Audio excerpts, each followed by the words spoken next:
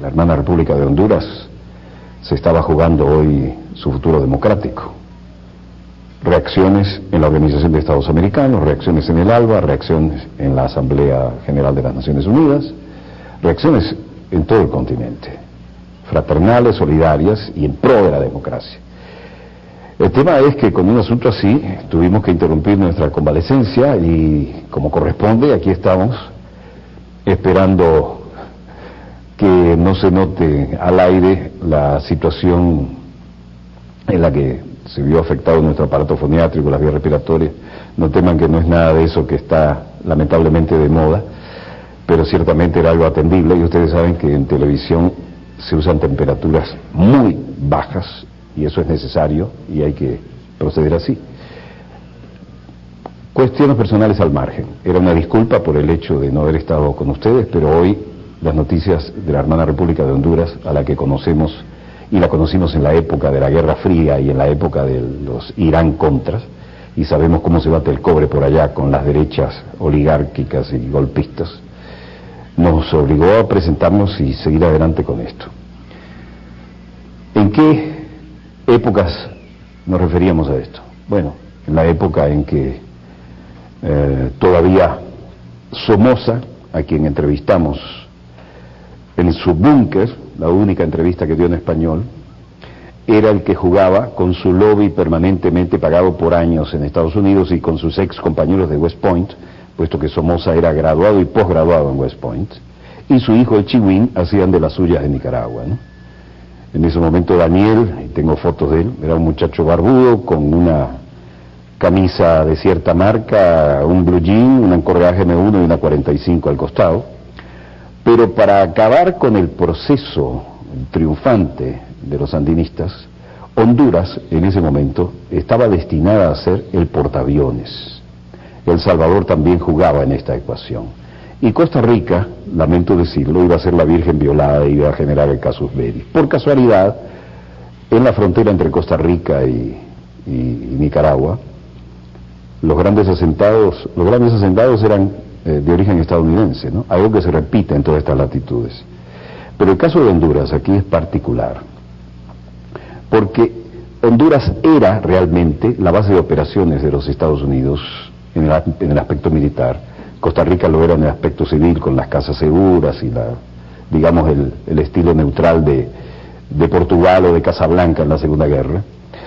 Y Honduras tenía bases en las que realmente para entrar, y lo digo porque así lo hice, había que pedirle permiso a los estadounidenses, ¿no? Honduras se ha sacudido eso, ha superado etapas, y su presidente, el hombre que conocemos y que admiramos por la posición vertical que ha asumido, siendo un empresario, un hombre de la industria de la madera y que no se ha dejado presionar ni llevar por delante por sus Fuerzas Armadas, hoy cambió los planes.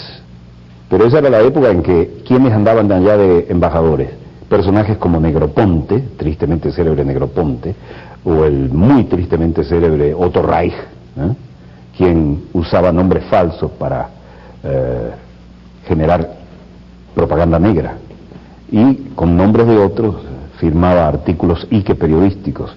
¿Quiénes andaban en esos bailes? Jesse Helms, que ya salió de este planeta, el de la ley Helms-Burton, el hombre que, entre otras cosas, públicamente contaba dinero para comprar helicópteros a los Contras. Esa fue la época en que los Contras llevaban aviones cargados de armas de esos contratistas civiles y después volvían cargados de droga que vendían en la bahía de San Francisco. Eso fue publicado en el San José Mercury. Debió ganar el Pulitzer. Lo que ganó fue la orden de que desaparecieron hasta los archivos de esos. Pero yo tengo copias de eso. Bueno, en ese ambiente que ha cambiado radicalmente para bien en estos tiempos, es que se intentó un retroceso de la historia. Veamos los acontecimientos en pleno desarrollo, en la medida en que los hemos ido recibiendo a través de canales de Centroamérica, a través de Telesur, la televisora hermana, y no todas las condiciones de propagación eran las ideales. Hoy, desde Casa de Gobierno, denunciaba el presidente Zelaya la intentona en la que se le habían sublevado los comandantes del área militar, la propia Corte Suprema, y donde se llevaban por delante la Constitución aparentemente y hasta ese momento.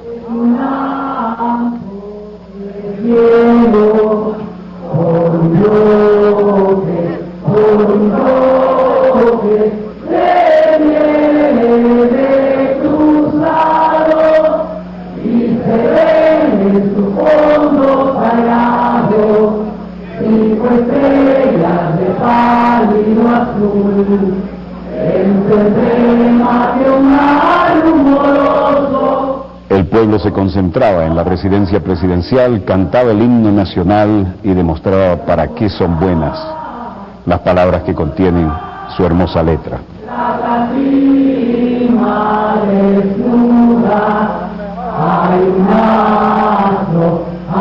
astro, emitirá luz, por guardar el emblema divino, marcharemos, oh patria, la muerte.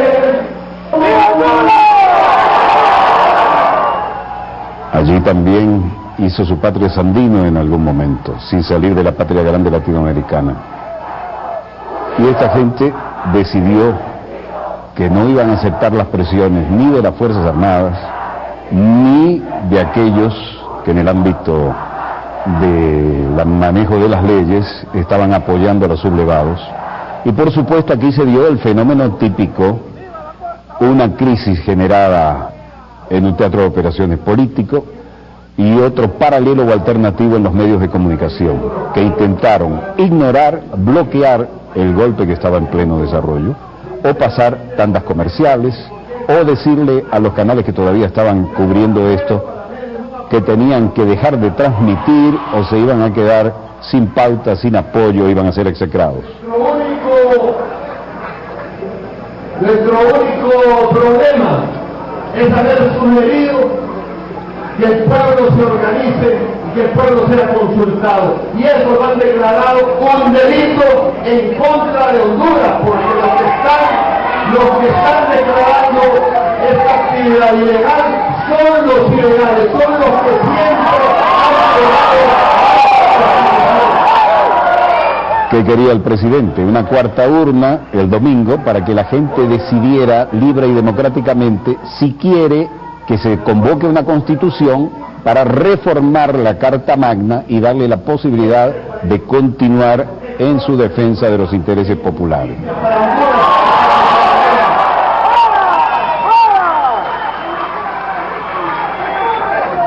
Zelaya tuvo que destituir al jefe de las Fuerzas Armadas, hubo renuncia del ministro de la Defensa, y luego un abogado de motu propio pone un recurso de amparo y la Corte Suprema dice que el destituido no está destituido, es decir, intentan pasar por encima del comandante en jefe.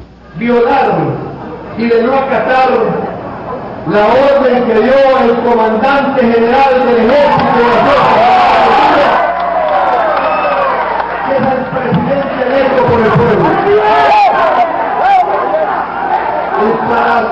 Y para asombro, Zelaya quiere una ley de participación ciudadana para que sea el pueblo y no los poderes fácticos de siempre los que decidan sobre esa Carta Magna. Quisiera saber qué pasaría en Estados Unidos si desobedeciera una orden del presidente de los Estados Unidos. ¿Qué pasaría con los diputados? ¿Qué pasaría con un magistrado que le diera una orden del presidente Barack Obama a su comandante en jefe, a las Fuerzas Armadas de los Estados Unidos, y que no la cumplieron? Alerta a los presidentes del mundo que están revelando de nuevo los ejércitos en contra del poder civil, del pueblo y de la democracia hondureña. En ese momento ya había destituido al jefe de Estado Mayor Conjunto, general Romeo Vázquez Velázquez, y al ministro de Defensa, general Edmundo Orellana. Ante las flagrantes violaciones de un Estado burgués, de un Estado evidentemente que ha abusado de los derechos sagrados del pueblo hondureño. Cuando su servidor entró al presidente, electo por el pueblo, con una mayoría de más del 50% en las elecciones pasadas, frente a los votantes activos. Fui organizado en el Congreso Nacional, por el Congreso Nacional en el estadio. La mayor parte de ustedes estuvieron en ese acto por televisión. No le perdonan el éxito y la convocatoria continental en San Pedro Sula. Se aprobó en el propio estadio